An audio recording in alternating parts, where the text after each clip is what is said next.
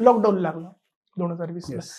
त्यानंतर मी घरी जॉबला रिझाईन केलं आणि पेट्रोल पंपाला जॉबला लागलो बरं. 2020ला. सिव्हिल फील्डचा आणि माझा काही एक संबंध. मात्र संबंध नाही, आणि मात्र संबंध नाही माझा. मग माझ्या भावाने मला सांगितलं, तू एक काम कर म्हणे, कन्स्ट्रक्शन सुपरवायझरचा डिप्लोमा असतो, तो तू कर. 7 वाजता लायब्ररीला जायचं, लायब्ररी उघडायची. आमच्या शिरपूरलाच एक लायब्ररी छोटीशी, तिकडेच. शिरपूरला. मी बरं. पुण्यात आलो नाही, सदाशिव पेठेत कधी चालू, मला सदाशिव पेठ माहित नाही. घरच्यांनी मला डायरेक्ट सांगितलं की तुझे पुस्तकं ठेव, ह्या भाषेत मला सांगितलं. बंद. बंद. भावाने मला सांगितलं की ठीक आहे, तू प्रयत्न केले. आईने सांगितलं तू प्रयत्न केले, नाही झालं, विषय सोडून दे. 6 महिने मी मंदिरात राहिलो डायरेक्ट. कसं असतं सर, काळजीनं फक्त आपल्या आईला आणि भावाला, मला आई आणि भाऊ आहेत फक्त बस. वडील 2009ला वारलेत. कुटुंबाची साथ होती, सगळ्या गोष्टी होत्या. पण असं प्रेशर नव्हते येत का कधी? अक्षरशः ना सर, माझ्या रूम मध्ये एकटा रडलोय. मला आपले जे नातेवाईक असतात ना, ते सुद्धा मित्र, जे माझे जवळचे मित्र होते, ते पण माझ्यापासून तुटले की प्रॉपर्टीत हिस्सा पडतो, बुद्धीमध्ये तुमचा हिस्सा कोणी नाही पडू शकणार. तुमचं जे नॉलेज आहे त्याच्या जीवावर तुम्ही काही करू शकता.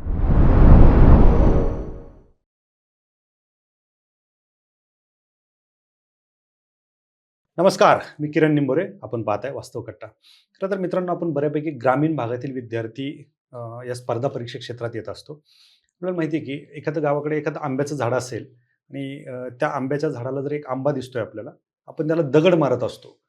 आणि एखादा युवक असतो किंवा एखादा मुलगा असतो, तो दगड मारतो, त्याला काय तो आंबा पडत नाही. एक अशी वेळ येते की तो दगड मारणं सोडून देतो. वेगवेगळ्या पद्धतीने दगड मारत असतो, सगळे प्रयत्न संपतात आणि तो विचार करतो की आता आपल्याला आंबा नको, आपण दगड मारणं सोडून देऊ, आणि तो चालायला लागतो. आणि अचानक मागे आवाज येतो, तो आंबा पडलेला असतो. म्हणजे कधी कधी प्रयत्न सोडून दिल्याच्या नंतर सुद्धा यश मिळतं. आणि याचंच उदाहरण आज वास्तव कट्ट्यावरती आहे.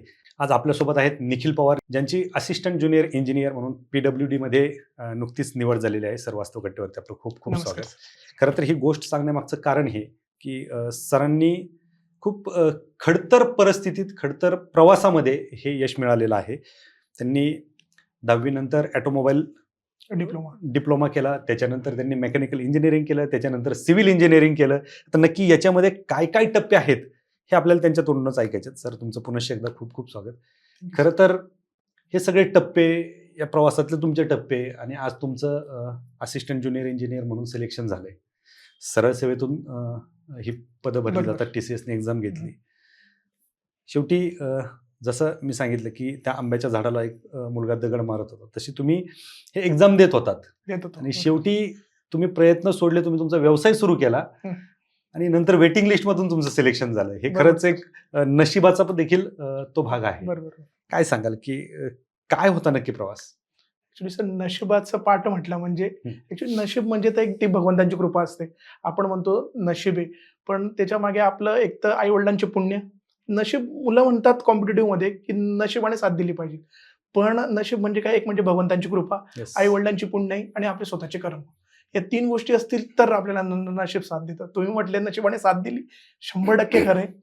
पण ऍक्च्युली माझा प्रवास असा होता सर, मी 10वी नंतर डिप्लोमा ऑटोमोबाईल केला. ऍक्च्युली 9वीत असताना माझे वडील वारले. मग 10thला असताना मी निर्णय घेतला की 11-12 न करता आपण शॉर्टकट थोडासा निर्णय घेऊ, कारण की 11-12 नंतर इंजिनिअरिंग केलं तर आपले 6 वर्ष जातात. पण इकडे पण 6 वर्ष जातात, डिप्लोमा प्लस डिग्री. पण डिप्लोमा नंतर आपण लवकर पैसे कमवायला लागू. हा एक माइंडसेट होता फक्त, बाकी काही नव्हता. एक वडील नव्हते म्हणून, वडील पण गव्हर्नमेंट जॉबलाच होते. मग त्याच्यानंतर डिप्लोमा ऑटोमोबाईल केलं मी. धुळ्याला SSUPS इंजिनिअरिंग कॉलेज आहे, तिथं ऑटोमोबाईल डिप्लोमा केला. 2013ला डिप्लोमा पासआउट झालो. मी ऑटोमोबाईलचा माझा कॉलेजचा टॉपर विद्यार्थी. क्या बात आहे. ऑटोमोबाईलमध्ये 10thला पण मला 84% होते. आणि ऍक्च्युली पहिल्यापासून मॅथ हा माझा सगळ्यात आवडता विषय. 150 मार्काचा आम्हाला मॅथ राहायचं, अल्जेब्रा आणि जॉमेट्री. 150 पैकी 148 मला 10thला पण होते. निर्णय घेतला डिप्लोमा करायचा, त्याच्यात पण 3 वर्षात केलं. 2013ला पासआउट झालो ऑटोमोबाईल. त्यानंतर मी शोरूमला जॉबला लागलो, कारण की डिग्री करायची होती, पण तेवढं हे नव्हतं की घरचे डिग्री करू शकतील. आई वडिलांचं पेन्शन येत होतं, आईने काही शिवणकाम शिकलं, मग त्याच्यानंतर हे चालू होतं. मग मी निर्णय घेतला की आपण जॉब करता करता डिग्री करू, असं मी स्वतः निर्णय घेतला. मग आमच्या धुळ्यातच एक लोकल शोरूम असतात, महिंद्रा, टाटा वगैरे अशा कंपन्यांचे शोरूम असतात, तिथं मी जॉबला लागलो ॲज अ सर्व्हिस ॲडवायझर म्हणून. टेक्निकल फील्ड असते आपली, सर्व्हिस ॲडवायझर म्हणून तिथं जॉबला लागलो. त्यानंतर मग मी निर्णय घेतला की ठीक आहे, आपलं तर चाललंय, जॉब पण चाललाय, पण मी डिग्रीला ॲडमिशन घेतलेली नव्हती. मग मी डिग्रीला ॲडमिशन घेतली, 1 वर्ष गॅप देऊन डिग्रीला ॲडमिशन घेतली. मग मी कॉलेजला पण जायचो, डिग्री पण करायचो, या बरं. गोष्टी केल्या. पण त्यानंतर मी 2016ला आम्ही शिरपूरला शिफ्ट झालो. ॲक्च्युली धुळ्याला राहत होतो, शिरपूरला शिफ्ट झालो. मग मी 2016ला आर.सी. पटेल पॉलिटेक्निक म्हणून इंजिनिअरिंग कॉलेज म्हणून तिथं मेकॅनिकल डिपार्टमेंटला टेक्निकल असिस्टंट म्हणून जॉबला लागलो. बरं. मेकॅनिकलच्याच याच्यावर. मग तोपर्यंत शिक्षण पण चालू, हे पण सगळं चालू होतं. पण कॉम्पिटिटिव्हचं हे माझं लहानपणाचं स्वप्न होतं. वडील गव्हर्नमेंट जॉबला होते. माझे वडील गव्हर्नमेंट जॉबला होते, जिल्हा परिषदला क्लर्क होते. पण वडिलांचीच ती एक हे होती की तू गव्हर्नमेंट जॉबला लागावास. माझं असो, भावाचं असो, या 2 गोष्टी होत्या. मग मी निर्णय घेतला की आता आपण कॉम्पिटिटिव्हचा स्टडी करूया. मग कॉम्पिटिटिव्ह म्हणजे काय, आता मेकॅनिकलवाल्यांसाठी म्हटलं म्हणजे एकच पोस्ट आहे आमच्यासाठी, डिप्लोमा ऑटोमोबाईलसाठी किंवा मेकॅनिकलसाठी, AMV आहे, असिस्टंट मोटर व्हेकल इन्स्पेक्टर. मग पहिल्यांदा सुरुवात मी त्याचीच केली 2014 पासून. जसं पास आउट झालो 14 पासून मी सुरुवात केली. मग मी 1 ते 1.5 वर्ष अभ्यास केला. जॉब पण करायचो, अभ्यास पण करायचो, हे पण करायचो. मग 2017ला योगायोगाने ॲड पण आली. कुठली? AMVI okay. AMVI ॲड आली. तिथं मला आजही आठवतं सर, 270 का काहीतरी जागा होत्या 2017ला. तर 270 जागा होत्या. आम्ही स्टडी चालू केला. आता स्टडी होता आणि ड्रास्टिकली ज्या दिवशी पेपर आहे, म्हणजे 3 दिवसानंतर पेपर आहे, त्याच्यानंतर MPSCने डिक्लेअर केलं की 800 जागा याच्यात प्लस झाल्या. मला आजही आठवतंय ते, की त्याच्यात जागा प्लस केल्या होत्या. 832 टोटल जागा झाल्या होत्या सर. आम्ही म्हणजे रात्री अभ्यास करतो आणि यार म्हटलं चला ठीक आहे, जागा प्लस झाल्या, ठीक आहे. मग पेपरला गेलो. तेव्हा सिलेक्शन झालं नाही, कारण की अभ्यास कमकुवत होता. ओके. माहित नव्हतं. तेव्हा मी कोणताच क्लास लावलेला नव्हता. अच्छा. पहिल्या अटेम्प्टला मी क्लास लावला नव्हता. ओके. फक्त जे माहिती की आमचे जे 5वी पासून 10वी पर्यंत ज्या नोट्स काढायच्या, त्या नोट्स काढल्या होत्या. टेक्निकलचं काही माहिती होतं त्याचं केलं होतं. मग अगोदर स्वतःचं प्रिपरेशन, काही गाईडन्स वगैरे असं काही कोणीतरी सांगितलेलं त्याच्यावरूनच अभ्यास केला होता. पण त्याचा तोटा असा झाला, सिलेक्शन झालं नाही, प्रिलियम पण नाही, काहीच नाही. म्हटलं ठीक आहे. मग कॉलेजला जॉबला होतो. 2019 पर्यंत तिथंच जॉब केला मी कॉलेजला. 2019-20 पर्यंत. लॉकडाऊन लागला 2020ला. त्यानंतर मी घरी जॉबला रिझाईन केलं आणि पेट्रोल पंपाला जॉबला लागलो 2020ला. पेट्रोल पंपावर ॲज अ मॅनेजर म्हणून. ओके. जे आहे ते एकदम रिअल सांगतोय. मी 2020ला रिझाईन दिलं कॉलेजला, कारण की कॉलेजला पगार एकदम तुटका मुडका होता. टेक्निकल असिस्टंट होतो मी तिथं. 8,000 रुपये पगार होता मला फक्त. पण तिथून मी माझे मामा आहेत. माझ्या मामांनी सांगितलं ठीक आहे की तुला एका पेट्रोल पंपावर तुझं गणित चांगलं आहे, तिथं तुला हिशोब सांभाळायचा आहे. फक्त तुला तिथं कॅबिन मध्ये बसून पूर्ण पेट्रोल पंपाचा जो हिशोब आहे तो तुला सांभाळायचा आहे. तुला 15,000 पगार मिळेल. मी म्हटलं ठीक आहे, ओके चालतंय. मी हो म्हटलं लगेच. पंपाचं उद्घाटनाच्या दिवसापासून मी तिथं लागलो. तर 2022 पर्यंत तो पंप मी सांभाळला. पण त्याच्यात मध्ये एक ठिणगी पडली. ती अशी पडली, तोपर्यंत सिव्हिल फील्डचा आणि माझा काही एक मात्र संबंध नाही, आणि मात्र संबंध नाही माझा. मग माझे मोठे भाऊ आहेत, सख्खे मोठे भाऊ, ते जिल्हा परिषदला ज्युनियर इंजिनियर आहेत, बांधकाम डिपार्टमेंट. 2020ला ते जॉईन झाले.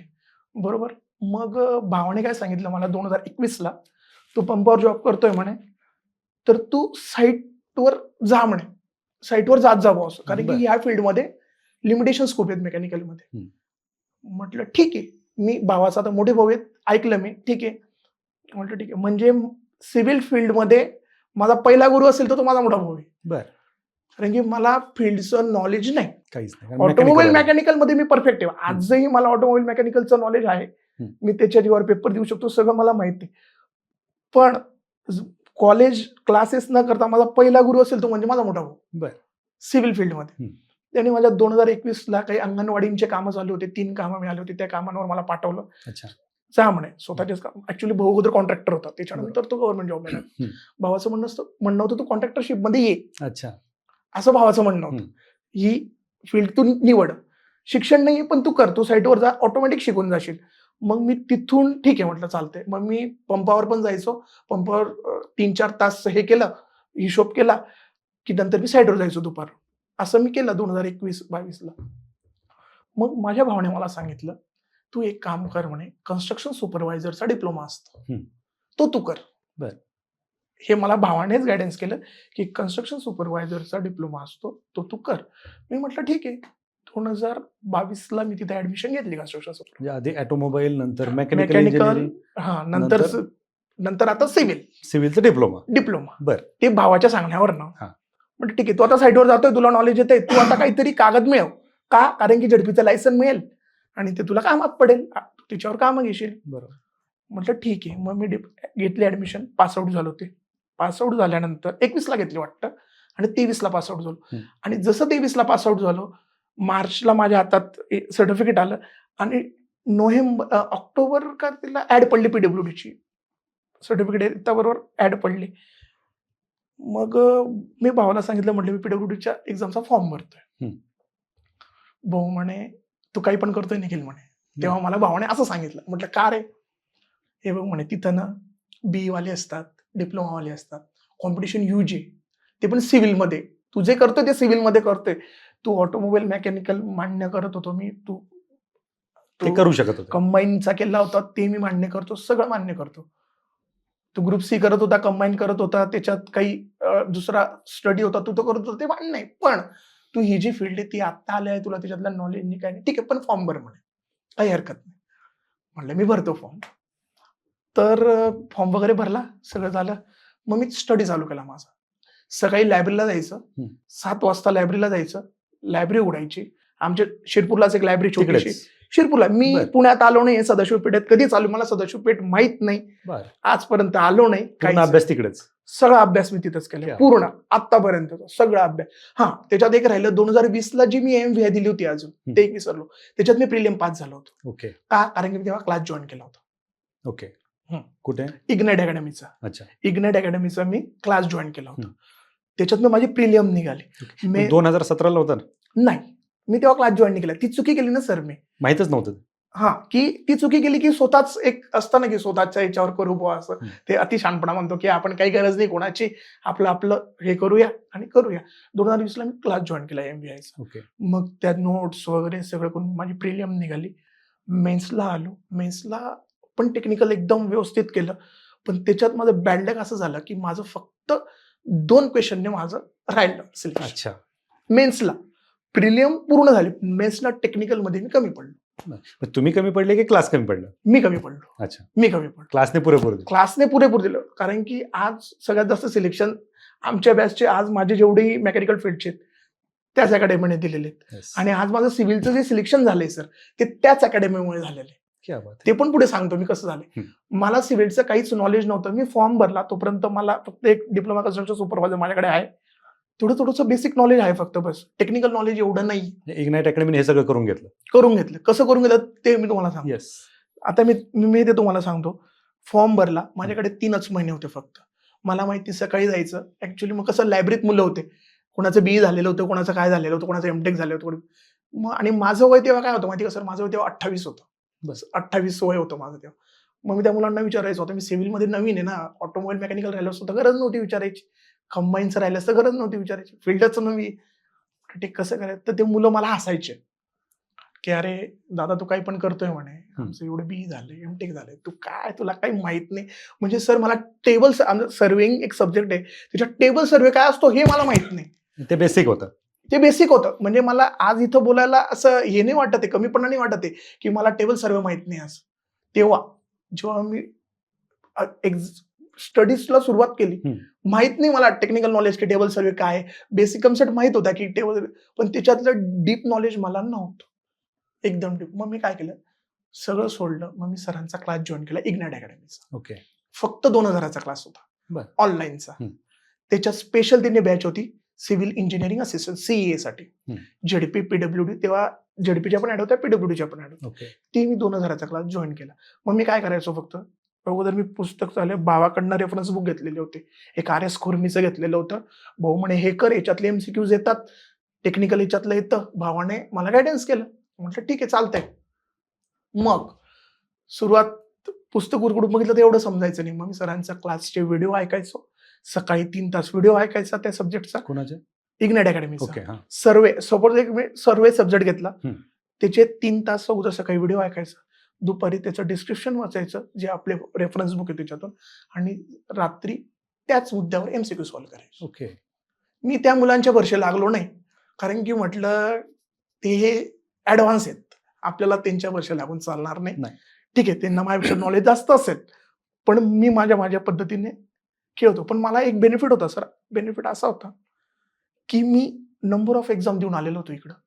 TCS, IBPSच्या जेवढ्या पण फॉर्म यायचे, टेक्निकल राहो, नॉन टेक्निकल राहो, ते मी भरायचो आणि प्रत्येक कंबाईन असो, प्रिलियम असो, सगळे मी फॉर्म भरायचो. MPSCचे असो किंवा TCS, IBPSचे असो, सगळे भरायचे. सगळे भरायचो. बरं. पण आता काय होतं, त्यांचं वय कमी होतं, पण ऍक्च्युली मी ना खूप साऱ्या मॅचेस खेळून आलेलो होतो. पण मी आउट होत होतो, मला सक्सेस मिळत नव्हतं. बरं. माझ्यासाठी मॅच नवीन होती, मान्य आहे, पण एक एक्सपिरियन्स असतोच ना शेवटी. TCSचे एक्झाम कसे असतात, IBPSच्या कसे असतात किंवा मग MPSCचे कसे असतात, त्या याच्यावर मग मी तो एक कॉन्फिडन्स होता की नाही काही झालं तरी आपल्याला. आणि 70-30चा पॅटर्न होता सर आमचा. 70 टेक्निकल आणि 30 फक्त नॉन टेक्निकल. तर मग मी तो 30चा जो नॉन टेक्निकल होता तो सोडूनच दिला. म्हटलं हा करायचाच नाही. त्याला कारण काय होतं, तिथं होतं reasoning, math, Marathi grammar, English grammar आणि करंट अफेअर. मग मी बघितलं 6चा रेशो येतो, म्हटलं 6 पंचे 30, एका याच्यावर 6 प्रश्न येऊ शकतात. हा मी बरोबर काढलं सगळं. म्हटलं आणि मॅथ अँड रिझनिंग म्हणजे एक, जसं आता मी सांगितलं सिव्हिलचा विवेक पॉईंट माझा की मला टेक्निकल नॉलेज नाही, तसं माझा एक प्लस पॉईंट आहे की माझं मॅथ आणि रिझनिंग. म्हणजे मी कोणताही पेपर दिला तर पैकीच्या पैकी किंवा एखादा प्रश्न सिली मिस्टेकने चुकला तर चुकला. तेवढी प्रॅक्टिस झालेली आहे तेवढ्या 7-8 वर्षात. त्याच्यामुळे म्हटलं मॅथ रिझनिंगची गरज नाही. येऊन प्रश्न काय येतात, सिलॉगिझम येतो, ब्लड रिलेशन्स येतात, हे येतात. आणि इंजिनिअरिंगच्या मुलांची ती एक प्लस पॉईंटच आहे की मॅथ अँड रिझनिंग येतं. येऊन येणार काय, फक्त 2 रात्री पण अगोदर काहीतरी रिमाइंडर ज्या टेक्निक असतात ते रिवाइज करू म्हटलं. तो सोडून दिला. मराठी ग्रामर करायची गरज नाही, इंग्लिश ग्रामर करायची नाही. उरला प्रश्न काय, फक्त करंट अफेअर. करंट अफेअरचे मग फक्त युट्यूबला आता 6 प्रश्नांसाठी करणार काय, बरोबर. म्हणजे टाइम जो 30 आन्सर मी तो सोडूनच दिला. 30 प्रश्नांचा मला अभ्यास करायचा आणि हे मी डोक्यात ठेवलं आहे की आपलं झालंय, ठीक आहे, मान्य. मग मी 70 साठी जो पूर्ण टेक्निकल होता, सर्विंग झाला, एस्टिमेटिंग कॉस्टिंग झालं, त्याच्यानंतर बिल्डिंग मटेरियल झालं. बिल्डिंग मटेरियलमध्ये 20 पार्ट आहेत, 20 सब्जेक्ट येतात. ते सगळे व्यवस्थित हळूहळू सब्जेक्ट रोज सकाळी व्हिडिओ ऐकायचा, दुपारी डिस्क्रिप्शन आणि रात्री MCQ. 3 महिने आणि बॅड लक असं की पेपर पण 2.5-3 महिन्यात झाला. मी थोडं घाबरलो, म्हटलं अभ्यास नाही, म्हटलं ठीक आहे चालतंय. शेवटी कसं होतं, शेवटी दिलं सगळं सोडून, व्हिडिओ पण दिले सोडून आणि सगळं सोडून दिलं. फक्त MCQ घ्यायचे, प्रिव्हियस इयरचे MCQचे आणि इग्नाइट अकॅडमीवर अगोदरपासून ट्रस्ट. मग मी काय केलं, त्यांचं बुक आणलं. त्यांचं बुक त्यांनी लॉन्च केलं होतं PYQचं. ते मी पोस्टाने मागवलं. मग मी तेच प्रश्न टेक्निकलचे तेच प्रश्न सोडवले फक्त बस. आदल्या दिवशी परत एक व्हिडिओची रिवाईज आणि हे, आणि म्हटलं आता जाऊया पेपरला, काय होतं ते. पण परत तिथं बॅड लक असं आलं की 160.20 मार्क पडले मला. अच्छा. 160.20 आणि कट ऑफ लागला 160.80. अरे बापरे. हा, पुन्हा 0.60 रिझल्ट. 0.60 रिझल्ट माझा गेला. म्हटलं ठीक आहे चालतंय. पण जो रिझल्ट गेला ना सर, तो मला खूप हे देऊन गेला, कारण की तेव्हा माझं वय होतं 29 वर्ष. 29 वर्ष वय होतं आणि एक घरच्यांचं असतं की भाऊ आता याने सेटल व्हावं. कोणालाही वाटतं. मग घरच्यांनी म्हटलं तू सोड, फील्ड सोड म्हणे, आता विषय संपव. म्हणजे घरच्यांनी मला डायरेक्ट सांगितलं की तुझे पुस्तकं ठेव, ह्या भाषेत मला सांगितलं. बंद. भावाने मला सांगितलं की ठीक आहे तू प्रयत्न केले, आईने सांगितलं तू प्रयत्न केले, नाही झालं विषय सोडून दे, काहीतरी गोष्टी सोडाव्या लागतात. म्हटलं ठीक आहे चालतंय. मग मी सोडला, सगळे पुस्तकं ठेवले, वरती असा माळा असतो आमचा, त्या माळ्यावर ठेवले पुस्तकं. म्हटलं ठीक आहे. मग 2024ला माझ्या भावाने मला बिझनेस टाकून दिला. बरं. कुठला? सिमेंट आणि स्टीलचा.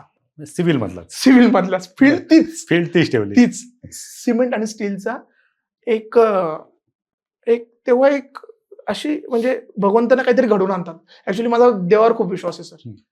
म्हणजे माझा देवावर खूप विश्वास. मध्यंतरी एक सांगायचं विसरलो, 2022ला मी 6 महिने इस्कॉनला राहिलो. ऍक्च्युली मी इस्कॉनचं करतो, इस्कॉनचा मी DOT आहे, तर मी इस्कॉनचं करतो. 6 महिने मी मंदिरात राहिलो डायरेक्ट. घरच्यांना पण माहिती. 6 महिने मी कोलकात्याला इस्कॉनचं जे टेम्पल आहे, ऍक्च्युली माझे मामा ब्रह्मचारी आहेत, तो कोलकात्याला इस्कॉनच्या टेम्पलमध्ये मी 6 महिने चाललो गेलो होतो डायरेक्ट. 6 महिने मी तिथं राहिलो. का बरं? ऍक्च्युली का म्हणजे 2022ला भावाचं लग्न झालेलं होतं आणि मी काही करत नव्हतो. मी स्टडी करत होतो किंवा मग साईटवर जात होतो किंवा असंच म्हणजे काहीतरी चालतंय फक्त टाइमपास फक्त बस. पण मनात एक खूळ होती की नाही आपल्याला गव्हर्नमेंट जॉब करायचा. पण भावाचं लग्न जसं झालं ना तसं मी निर्णय घेतला की आपल्याला आता मंदिरात जायचं 6 महिने. स्वतः निर्णय घेतला. बरं. मला कोणी सांगितलं नाही, ना भावाने, ना आईने, ना कोणी. मी 6 महिने इस्कॉनला राहिलो. स्वतःच्या सेल्फ प्युरिफिकेशनसाठी, स्वतःला स्टेबल करण्यासाठी म्हणा किंवा स्वतःमध्ये इम्प्रूव्हमेंट घडण्यासाठी म्हणा. आणि तो निर्णय माझा सगळ्यात चांगला निर्णय होता असं तरी मला वाटतं. क्या बात लाईफ आहे. मधला सगळ्यात चांगला निर्णय. माणसाने स्पिरिच्युअल जर असं कोणाचं येत असेल ना, स्पिरिच्युअलकडे जावं थोडंसं. तर मी तो निर्णय घेतला. आमचे मामा होते त्यांच्याकडनं कॉन्टॅक्ट करून मी कोलकात्याला चाललो गेलो 6 महिने. पण सर तुम्हाला खोटं वाटेल, मी कोलकात्याला गेलो पण माझ्यासोबत एक बॅग आजही घरच्यांना माहिती आहे. माझ्यासोबत एक बॅग माझ्या कपड्यांची होती आणि दुसरी बॅग माझ्या पुस्तकांची होती. क्या बात आहे. खोटं ते नाहीये. सुटलं नाही.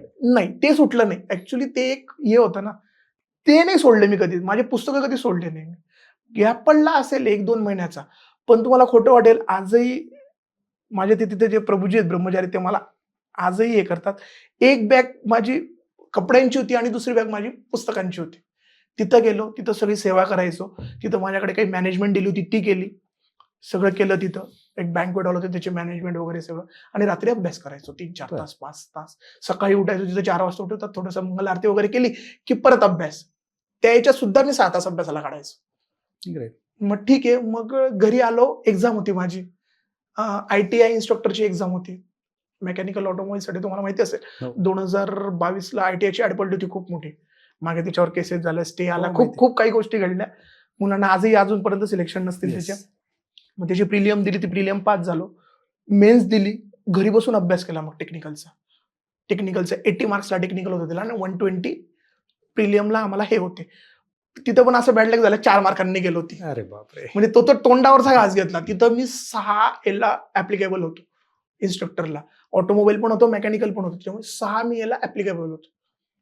तिथं पण गेलं. मग आता तर घरचे म्हणे तू आता आता बंद. आता बंदच आता म्हणे. बंद म्हणजे बंद. बंद म्हणजे आणि त्याच्यानंतर हा PWDचा रिझल्ट गेला 0.60 मार्काने. म्हणजे सर तोंडाजवळचे घास गेलेत माझे. एकदम तोंडाजवळचे. मग घरचे म्हणे बाबा तू आता कसं आहे तू पण टेन्शन घे. कसं असतं सर काळजीनं फक्त आपल्या आईला आणि भावाला. मला आई आणि भाऊ आहेत फक्त बस. वडील 2009ला वारलेत. वडील गव्हर्नमेंट जॉबला होते. खरी प्रेरणा आता वडिलांपासून आहे, की तू गव्हर्नमेंटमध्ये काय यायचं हे मला कोणी विचारलं तर माझे वडील. आणि सिव्हिल फील्डमध्ये का आलो तर भाऊ. Yes. मेकॅनिकल ऑटोमोबाईलचं माहित नाही. ते कदाचित तो माझा सेल्फ निर्णय असेल किंवा ते आपल्या नशिबात असेल म्हणून झालं. पण गव्हर्नमेंट जॉबची खरी प्रेरणा वडिलांपासून आणि सिव्हिलमध्ये यायचं कारण माझा मोठा भाऊ. हे 2च मेन गोष्टी आहेत गव्हर्नमेंट. पण मी एवढे वर्ष तुम्ही अभ्यास करत होतात. हं. तर ठीक आहे कुटुंबाची साथ होती, सगळ्या गोष्टी होत्या. हं. पण असं प्रेशर नव्हते येत का कधी? सर खूप प्रेशर. म्हणजे मी अक्षरशः ना सर माझ्या रूममध्ये एकटा रडलोय. मला आपले जे नातेवाईक असतात ना ते सुद्धा मित्र जे माझे जवळचे मित्र होते ते पण माझ्यापासून तुटले. का? कारण की ते कंपन्यांमध्ये जॉब करत होते. आजही ते कंपन्यांमध्ये जॉब करतायत. आज मी त्यांच्यापेक्षा थोडासा आहे. पण सर तो जो एक बॅड फेज असतो ना त्याच्यात कोणीच काही हे करत नाही. माझे जे जवळचे मित्र होते ते पण तुटले. कोणीच नाही. मला फक्त साथ माझ्या भावाची आणि आईची. नातेवाईक पण शब्द वापरणार नाही. फक्त आई आणि भाऊ. आणि मी एकच म्हणतो सर नातेवाईक वगैरे ना हा शब्द लोकांनी काढूनच टाकायला पाहिजे. मी एकच म्हणतो नातेवाईक म्हणजे काय माहिती का? आई, वडील, भाऊ, बहीण, सख्खे. भाऊ, बहीण, सख्खे. आई वडिलांचा तर विषयच नाही. आई वडील, भाऊ, बहीण, सख्खे. लग्न झाल्यावर बायको, पोरं. हीच आपलं खरं नातेवाईक. बाकीचे जे आहेत ना ते कामापुरते. येस. ते कामापुरते. बरोबर. आणि त्याच्यात अजून एक सांगेल, आईचं जे गोत असतं ना ते चांगलं असतं. आणि म्हणजे अनुभव आहे सर स्वतः. म्हणजे माझे वडील गव्हर्नमेंट जॉबला होते. आमचं वडील वारल्यानंतर घरात पेन्शन यायचं तर आमचं घर चालायचं. बरोबर. कदाचित माझे वडील गव्हर्नमेंट जॉबला नाही राहिले असते, पेन्शन नाही राहिलं असतं आईला, तर आम्हाला दुसऱ्याकडे कामाला जावं लागलं असतं. ते आमच्या आई वडिलांची पुण्य आहे की वडील गव्हर्नमेंट जॉबला होते म्हणून आम्हाला मला डिप्लोमा करता आलं, माझ्या भावाला डिप्लोमा सिव्हिल इंजिनिअरिंग करता आलं, मला करता आलं. शिक्षण का करता आलं? काहीतरी इन्कम ऑफ सोर्स होता ना पेन्शन म्हणून. म्हणून मी आता सांगतो की पेन्शन पाहिजे. कारण की मी ते स्वतः फेस केलंय. कदाचित माझ्या आईला मला पेन्शन राहिलं नसतं माझ्या आईला तर आम्ही शिकलोच नसतो. दुसऱ्याच्या घरी कामाला जावं लागलं असतं ना आम्हाला. बरोबर. जे आहे ते आजही माझ्या आईला पेन्शन येते. पण तो जो फेज होता ना सर तो महत्वाचा आहे. अशी गोष्ट आहे. येस, खरं आहे. कारण त्या गोष्टी तुम्ही फेस केलेल्या आहेत केल्या आहेत, म्हणून हां. त्या भावना तुम्ही व्यक्त करताय. पण आणि ज्या दिवशी आज सगळेजण म्हणजे हा, माझ्या मामा असो मावशी असो त्यांनी मला फार मदत केली, आजही आहेत. पण बाकीचे जे होते ना ते आज सगळे आमच्या जवळ आले. का? रिझल्ट आल्यानंतर रिझल्ट आले. माझा भाऊ पण गव्हर्नमेंट जॉबला आहे. माझा भाऊ मग आज क्लास 2 अधिकारी. मी पण आज PWD ला लागलो. तो पण एक चांगल्या पोस्टिंगला आहे. आज आमचं सगळं व्यवस्थित झालं म्हणून नातेवाईक जवळ येतात. बाकी नंतर कोणी नसतं सर. त्याच्यामुळे मी एकच म्हणतो, स्वतः करा तर होईल.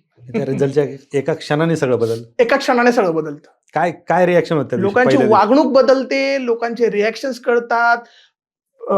जे आपले रिलेटिव्ह असतात, जे आपण कुठे जात होतो अगोदर, तिथं आपल्याला जो मान सन्मान होता किंवा हे होता. हां, माझा बिझनेसमध्ये माझी ग्रोथ चांगली आहे. आज मला बिझनेसला जवळजवळ पावणे 2 वर्ष झालं.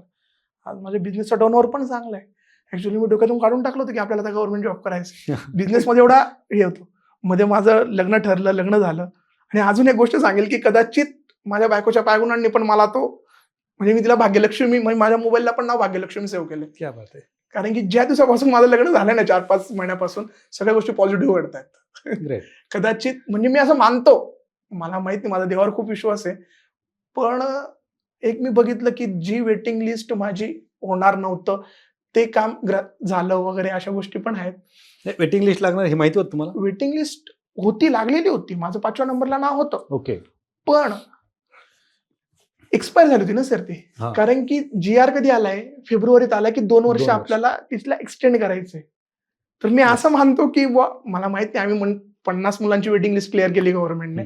त्यांचे धन्यवादच. पण मी असं मानतो की माझ्या नशिबात माझं लग्न झालं म्हणून मग ते काहीतरी पुण्य असेल बाबा माझं. बरोबर. नाही खरं म्हणजे मीच नाही, सगळेजण तेच म्हणतात बायकोच्या पायगुणांनी तुझं चांगलं झालं म्हणे. नाही, बरोबर आहे. कारण जी वेटिंग लिस्ट 1 वर्षानंतर एक्सपायर होती तीच वेटिंग लिस्ट कंटिन्यू करणं हा एक नशिबाचा पार्ट पार्ट आहे. मी अगोदरच सांगितलं नशीब म्हणजे काय. Yes, त्याला 3 कुठेतरी- गोष्टी. हां. बरोबर. ज्यावेळेस तुम्ही मेकॅनिकलचा अभ्यास करत होता म्हणजेच AMA अभ्यास करत होतात, नंतर तुम्ही सिव्हिलकडे गेलात. मेकॅनिकलमध्ये तुम्ही मला वाटतं 2017ची जी जाहिरात होती त्याच्यातून 17-20 हो. प्रॉपर मार्गदर्शन नसल्यामुळे तुम्ही बाहेर पडलात. 100% हो. आताही AMAची जाहिरात येते. येते. हां. बरोबर. काय सांगाल विद्यार्थ्यांना की कशा पद्धतीने त्यांनी सामोरं गेलं पाहिजे? सर म्हणजे मी ज्या चुका केल्या ना त्या मी पहिल्यांदा सांगतो. येस. पहिली आपली सगळ्यात मोठी चूक असते की कोणाचं मार्गदर्शन न घेणं. कदाचित नवे मुलं असतील, जुने मुलं असतील. आता जुने मुलं म्हणतील की आम्ही अगोदर केलंय, मार्गदर्शन घेतलंय, पण आता पॅटर्न बदललाय. येस. आता आपल्याला कंबाईनच्या ग्रुप सीच्या पॅटर्नने खेळायचंय. अगोदर आपला पॅटर्न वेगळा होता. मी मुलांना सांगेल, आज माझं वय 32 आहे. ज्यांनी 17-20ची दिली, मला पण पॅटर्न माहिती, त्यांना पण पॅटर्न माहिती, सांगायची गरज नाही. बरोबर. त्याच्यामुळे तुम्ही बघा आज कंबाईनचा कट ऑफ कुठं चाललंय. आज आपल्या मेकॅनिकलची मुलं जे कंबाईनला स्टडी करत होते त्यांच्यासोबत तुम्हाला कॉम्पिटिशन खेळायची. बरोबर. 60+ कट ऑफ जातायत. जर तुम्ही विचार करणार की नाही 17-20ला 40चा कट ऑफ होता, 45चा होता, 29चा होता, ते दिवस गेले. आता जे आपल्या मेकॅनिकलच्या फील्डचे मुलं जे कंबाईनचा अभ्यास करताय, राज्यसेवेचा अभ्यास करताय, तेच त्यांना द्यायची ना. त्यांच्यासाठी नवीन नाहीये. त्यांच्यासाठी काय नवीन आहे, फक्त टेक्निकल. पण टेक्निकल असं आहे ना की सगळेजण तर सोबतच कॉम्पिटिशन तेवढीच आहे ना. बरोबर. पण इकडे कॉम्पिटिशन तेवढीच आहे मान्य आहे, पण ते मुलं अगोदर अभ्यास करतात कंबाईनचा, राज्यसेवेचा करतात आपल्या मेकॅनिकलवाले. ते परीक्षा देतील, 60+ कट ऑफ जाईल आणि इकडे ते काय करतील टेक्निकलच्या वेळेस. मान्य आहे ना, टेक्निकलला मी जेवढा अभ्यास केला तेवढाच तुम्ही केलाय. कारण काय, AMAची ऍड 5 वर्षांनी आली. येस. 5 वर्षांनी आली. जो राज्यसेवेवाला कंबाईनवाला आहे तो जो टेक्निकलचा स्टडी करणार आहे तेवढाच आपण करणार आहेत, जे जुने आहेत ते. बरोबर. म्हणून माझं असं म्हणणं आहे की प्रॉपर गायडन्स महत्वाचं आहे. त्याच्यानंतर डीपमध्ये नका जाऊ. माझे काही PhD करायच्या नाहीत. मी एकच सांगतो, मी सिव्हिलमध्ये आज पहिलीच एक्झाम आहे, पहिल्याच एक्झाममध्ये मी पास झालो. जेवढं लागतंय ना TCS IBPS माहिती, तेवढे प्रश्न ते विचारणं तेवढीच डीप आहे. MPSC डीप तुम्ही समजा. माझं एकच म्हण आहे सर मुलांना की एक्झाम कोणती देतायत ते बघा तुम्ही अगोदर. तुम्ही राज्यसेवा देतायत, कंबाईन देतायत का तुम्ही डिपार्टमेंटल सरळ सेवा देतायत, TCS घेताय पेपर, IBPS घेताय. IBPSचं असेल तर रिझनिंग मॅथ हार्ड येतं, हे तुम्ही कन्सिडर करून जा. क्वांट हार्ड येणार आहे तुम्हाला. ग्रामरचा विषय संपलाय आता. ग्रामरचा अभ्यास नाही केला तरी पण तुम्हाला तिथे क्वेश्चन सॉल्व्ह करता येणार. का? कारण की पद्धत बदलली आहे. पॅराजंबल आहे, हे ते, ह्या सगळ्या फक्त लॉजिकल गोष्टी आहेत. म्हणजे आता त्यांना एकच आहे, अभ्यास करणारा मुलगा तर पाहिजेच, पण लॉजिकल माणूस किती हुशार आहेत ते तिथं बघितलं जाते. बरोबर. त्याच्यामुळे तुम्ही पार ते मराठी व्याकरणाचं पुस्तक घेऊन बसले आणि इंग्रजी व्याकरणाचं पुस्तक घेऊन बसले तर मी 100% सांगतो 15 पैकी तुमच्या 10 प्रश्न पण नाही बरोबर येणार. कारण की ते विचारलेच जात नाही. टेन्स हे ते ह्या बारडबोटी गोष्टी येणारच नाही. बरोबर. येतं काय पॅराजंबल ही अशा गोष्टी ज्या आहेत जिथं लॉजिक आहे, फक्त अभ्यासाची गरज नाही तिथं फक्त लॉजिक आहे, तुमचं प्रेझेन्स ऑफ माइंड आहे, याच्यावर तुम्ही तो पेपर काढणार आहे मराठी इंग्लिश व्याकरण. राहिले काय रिझनिंग ऍप्टी ते TCS ला गेले तर थोडं सोपं आहे. IBPS ला मग माझ्या मुलांना हे म्हणणं आहे की तुम्ही कंडक्ट कोण करतं एक्झाम, डिपार्टमेंट कसं आहे, कोणतं आहे, याच्यानुसार तुम्ही अभ्यास करा. अगदी बरोबर. आता तुम्ही जसं सांगितलं की AMAI म्हणजेच इग्नाइट, त्याला ऑप्शन नाही. ऑप्शन नाहीये. का ऑप्शन नाही सर? कारण की ती अकॅडमीचा उगम आम्ही बघितलाय. आता मी जुना विद्यार्थी. आम्ही 2011, 12, 13 ऑटोमोबाईल डिप्लोमा करत होतो. त्या अकॅडमीचा उगम त्याच्यासाठी झालाय, AMVI साठी. अच्छा. ते आता इकडे शिफ्ट झाले असतील माहित नाही, पण कचाले सरांचा पहिला उद्देश होता की AMVI. येस. नंतर त्यांनी आता हे नाही, मी बऱ्याच अधिकाऱ्यांच्या तोंडून ते ऐकत असतो की AMAI is equal to ignite. बाकी हा, आणि सर मी सिव्हिलला पण निवडली तर इग्नाइट. कारण की कसं थोडं ट्रस्ट असतो माणसाला की नाही भाऊ ह्या अकॅडमीने आपल्या फील्डचे सिलेक्शन दिलेत. बरोबर. तसं मला सिव्हिलला पण ट्रस्ट, मला भरपूर मुलं सांगायचे लायब्ररीची की ही अकॅडमी लाव, सिव्हिलला ती लाव, तिथं स्पेशल मेकॅनिकलची अकॅडमी आहे. पण मी खोटं वाटेल सर तुम्हाला, मी इग्नाइटच लावली. 1999चा 2000चा क्लास होता, मी तोच लाव. म्हणजे फायदा झाला. त्या क्लासनेच मी सिलेक्ट झालो असतो ना, कारण मला नॉलेज नव्हतं. मी साईटवर जाऊन बाहेरून मी कॉलेज केलंय. मी फक्त व्हिडिओ लेक्चर्स परफेक्ट ज्याच्यावर नाही त्याच्यावर मी सिलेक्ट झालो. बरं, आता जे काही नवीन विद्यार्थी सामोरे जाणार आहेत, ओके, AMAI असेल किंवा सिव्हिलच्या एक्झाम असतील, तर या विद्यार्थ्यांनी कशा पद्धतीने सुरुवात केली पाहिजे? कारण आजपास तुम्हाला प्रत्येक वेळेस यशाने हुलकावणी दिली. बरोबर. म्हणजे कुठेतरी तुमचा पॉईंट, आता 0.60 मार्क्स, बरोबर, 4 मार्क, 2 मार्क असे तुमचे रिझल्ट गेले. हो, तुमचा वेळ पण तेवढा गेला. बरोबर. अनुभव तुमच्याकडे भरपूर आहे. अनुभव भरपूर आहे. काय पण सर चुका या अनुभवाचा फायदा काय आज मला? काहीच नाही ना. जो आज 21 वर्षाचा मुलगा माझ्यासोबत जॉईन होईल आणि मी ठीक आहे मान्य माझ्याकडे आज एक्सपिरियन्स आहे, काही मला प्रशासनाच्या गोष्टी जास्त समजतात किंवा मी फिरलोय, कॉन्ट्रॅक्टर होतो किंवा मी आज याच्यात गोष्टी मला समजतात, मान्य करतो ना. पण माझं मुलांना एकच सांगते, तुम्ही सिलेबस आणि त्याची डेप्थ ऑफ नॉलेज तुम्हाला किती लागणार आहे? तुम्हाला MES द्यायची का, महाराष्ट्र इंजिनिअरिंग सर्व्हिसेस द्यायची का, तर तुम्ही त्या लेवलचा अभ्यास करा. तुम्हाला PWDची सरळ सेवा द्यायची का, ZDPची सरळ सेवा द्यायची का, तुम्ही त्या लेवलचा अभ्यास करा. तुम्ही बसतायत PWDच्या आणि ZDPच्या एक्झामला आणि करतायत MESचा अभ्यास. बरोबर. मान्य आहे की असं मी म्हणत नाही सिलेबस वेगळा आहे, पण डेप्थ ऑफ नॉलेज किती, इथं प्रश्न कसे विचारले जाणार आहे तिथे. आता एखादा म्हणेल की मग असं कसं म्हणतो, सब्जेक्ट तर सेम आहेत. जर आपण म्हणतो ना की हायर लेवलचं केलं तर लोअर लेवलचा तो ऑटोमॅटिक अभ्यास होतो. पण नाही सर, अशाने तोटा होतो. जो मुलगा MESचा अभ्यास करतो ना, त्याला हे पेपर जडत जातात. कारण की इथं बेसिक नॉलेज आहे, बेसिक कन्सेप्ट जास्त आहेत. आपण साहजिक आहे, आपण ते डीप मध्ये जात माणूस मग बेसिक कन्सेप्ट थोड्याशा, आपण म्हणतो ना आता जर नेदरलँड सोबतची मॅच राहिली भारत तर कॅज्युअल घेतो, पण मग एखादी वेळेस तिथं पण आपली पडते, तिथं लागते ना आपली कधी मग A टीम पाठवायची लागते. माझं तसं म्हणणं आहे की तुम्ही डेप्थ ऑफ नॉलेज किती, पेपराला लागणार किती, त्याच्यानुसार तुम्ही अभ्यास करा. अगदी बरोबर. बरं, आता आपण पाहतो की तुम्हाला कंटिन्यू अपयशच होतं. एक तर पहिलं वडील तुम्हाला तुम्ही 9वीत असताना सोडून गेले. हो. त्याच्यानंतर 10वी नंतर तुम्हाला पुढे डिग्री ऐवजी तुम्हाला डिप्लोमा करावा लागला. त्याच्यातूनही तुम्हाला पुढे परत वेगवेगळ्या डिग्री घेत गेले तुम्ही. स्पर्धा परीक्षेत अपयश येत होतं. इकडे जर आपण MPSC विद्यार्थी पाहिले तर छोट्याशा अपयशाने खचून जातात. काही विद्यार्थी सुसाईड करताना पण आपण पाहतो. हे पेशन्स कसे ठेवायचे? सर माझं एक म्हणणं आहे मुलांना, आता हे जे मुलं तुम्ही म्हटलं की जे सुसाईड करतायत, बरोबर, सुसाईड करतायत, आता कदाचित ते फक्त अपयशाला बघून सुसाईड केलेलं नसेल. काही विद्यार्थ्यांनी कदाचित ते स्वतःला फसवल्यामुळे सुसाईड करत असतील, कदाचित फॅमिलीला फसवल्यामुळे सुसाईड करत असतील, किंवा तो प्रेशर त्यांना हँडल करता आला नसेल. कारण की जेव्हा एक स्टुडंट असतो ना सर, मी अभ्यास केलाय, मला मान्य आहे, मी 10 वर्ष त्या फील्डमध्ये होतो, मान्य आहे फेल्युअर होतो, पण एक्सपिरियन्स तर होता. बरोबर. कदाचित कसं असतं सर, जर कोणी 1, 2, 4 मार्कांनी जात असेल ना, तो थोडा स्ट्रॉंग बनतो आणि तो हे प्रकारचं पाऊल उचलत नाही. तो काय करेल, तो अजून मेहनत घेईल. पण हे जे मुलं आहेत जे अपयशाला खचून याच्यात करतात. जर तुम्ही थोडंसं त्यांचं रिझल्ट्स बघितले किंवा काही बघितले, तर ते यशाच्या जवळ पण नसतात. यशाच्या जवळ पण नसतात ते. ते हेच मुलं आहेत, जे लायब्ररीमध्ये बसून स्वतःला फसवतायत, येस. जे आई-वडिलांना फसवतायत, ते हेच मुलं आहेत. आणि जर एम-पी-एस-सी सर मी एवढी गॅरंटी घेतो सर मी, कारण की मी त्या फील्डमधून गेलोय, त्याच्यातून गेलोय. जर एम-पी-एस-सीचा एखादा विद्यार्थी जर तो पॉइंटने जात असेल किंवा मार्कांनी जात असेल, तो एवढा स्ट्राँग बनतो ना सर, त्याच्याकडे इतकं नॉलेज येऊन जातं ना, जसं मी फील्ड चेंज करून टाकली, सिव्हिलमध्ये गेलो, नाही झालं सक्सेस, तर मी बिझनेस केला. बिझनेसमध्ये मी माझ्या नॉलेजचा यूज केला. ते सुद्धा तिथं कामात पडतं सर. त्याच्यामुळे तो इतका स्ट्राँग होतो ना, तो ना भुकेला मारत, पण मग त्या नॉलेजच्या जीवावर तो महिन्याला 50 काय लाख रुपये महिना कमवेल. जर त्याने खरा स्टडी केला असेल तर म्हणतोय हां मी. बरोबर. स्वतःला फसवून किंवा घरच्यांना फसवून स्टडी केला नसेल तर. कारण की येस. त्याला समाजाचं नॉलेज, त्याच्या फील्डचं नॉलेज आणि जो अवांतर वाचन करतो आपण, त्याच्याने माणूस इतका स्ट्राँग बनतो ना आणि नॉलेजच्या जीवावर माणूस काही करू शकतो. माझ्या वडिलांचं एक वाक्य होतं सर. माझे वडील क्लर्क होते साधे. माझे वडील जिल्हा परिषदला क्लर्क होते. पण वडील खूप स्ट्रिक्ट होते अभ्यासाच्या बाबतीत. तर वडील एकच वाक्य म्हणायचे, "जी आपली प्रॉपर्टी असते ना म्हणे, तिच्यात सगळेजण हिस्सा घेतात. हं. पण आपली जी बुद्धी आहे ना, ती माझ्या म्हणजे आज वडील नाहीयेत, पण वडिलांचं एक वाक्य मी माझ्या वाईफला पण सांगतो, आजही सांगतो, की माझे वडील हे वाक्य कायम सांगायचे. क्या बात है. मी आजही विसरलो नाही ते वडिलांचं, की प्रॉपर्टीत हिस्सा पडतो, पण बुद्धीमध्ये तुमचा हिस्सा कोणीच नाही पाडू शकणार. तुमचं जे नॉलेज आहे, त्याच्या जीवावर तुम्ही काहीही करू शकता.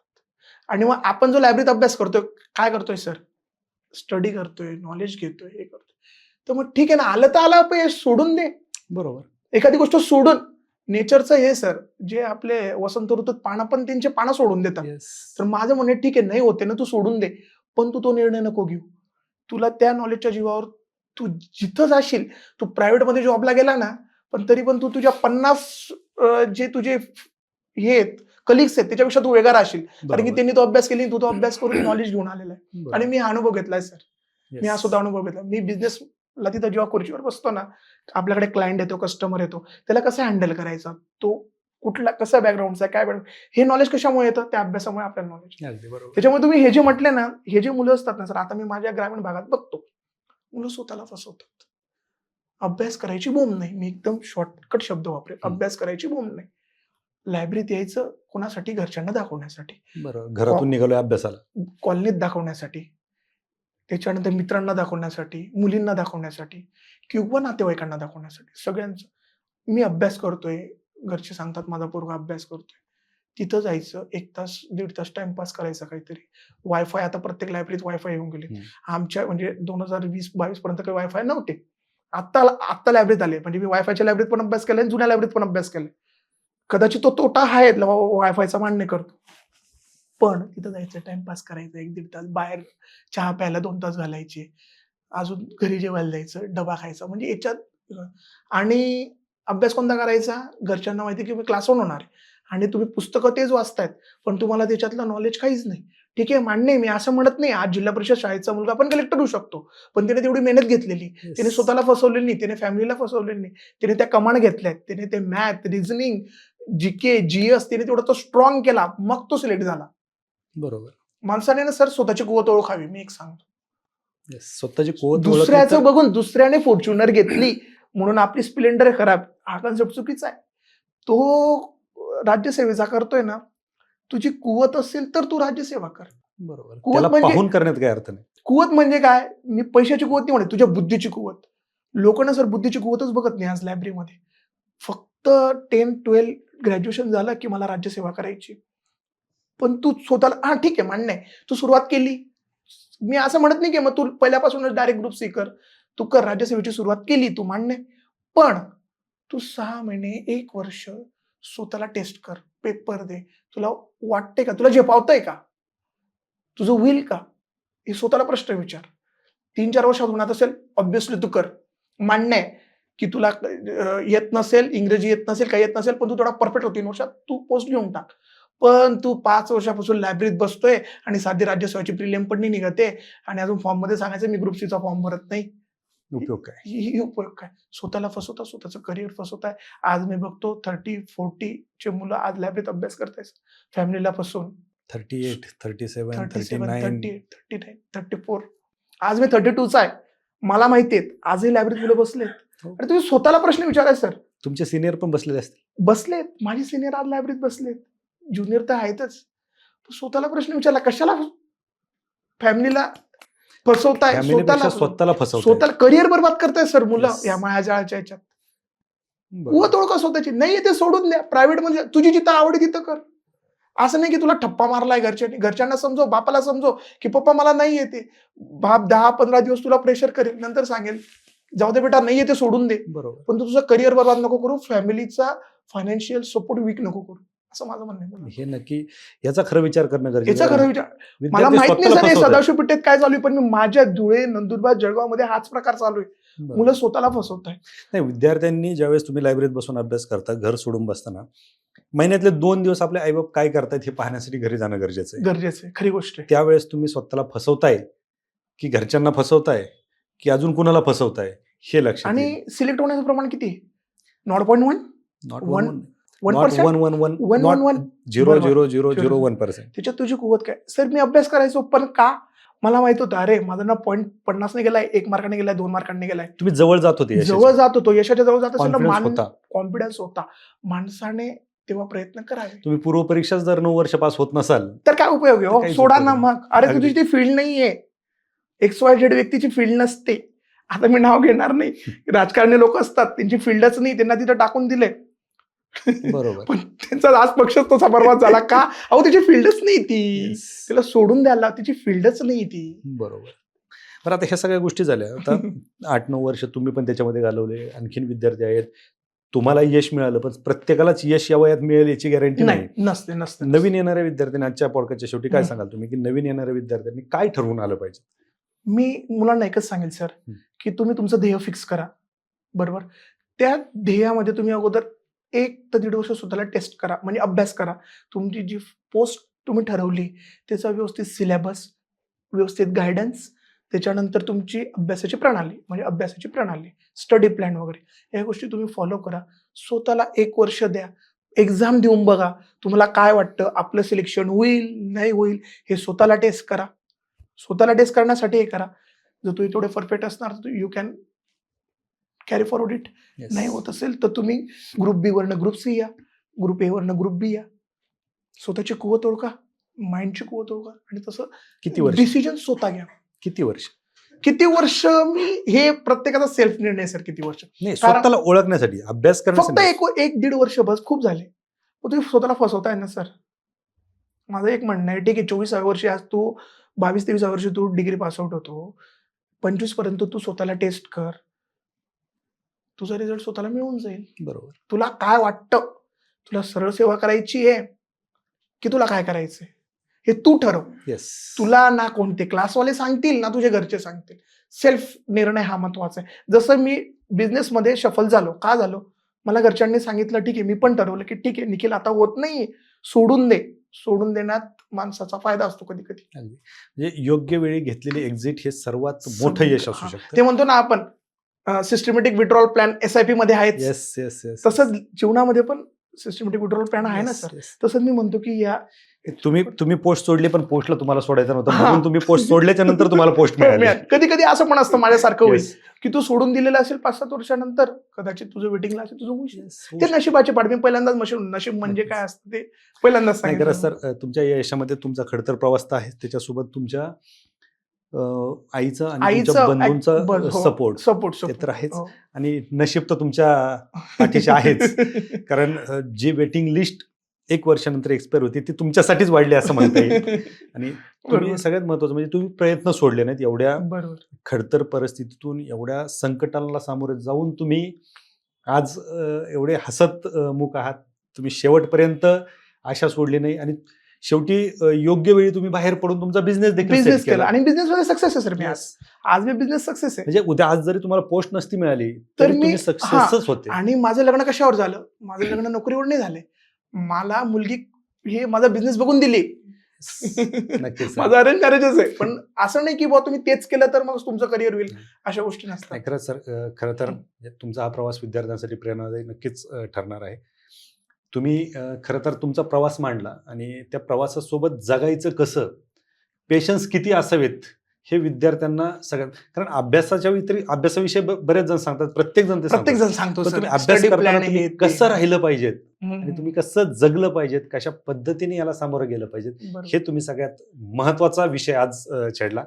आणि तुम्ही आणि जे मी काय- एकच म्हणेल सर की अपयशाला ना सर सोबतीदार नसतो, यशाला खूप सोबतीदार असतात. तुम्ही एक Yes. दिवस सक्सेस व्हा, तुम्हाला जग समजेल. आणि एक म्हणेल अपयशी पण व्हा, मग तुम्हाला जग समजेल. मी तर एक म्हणतो, यशापेक्षा ना माणसाने अपयशी अगोदर उंच बघितलं ना, तरच जग कळतं. तरच जग कळतं. Yes.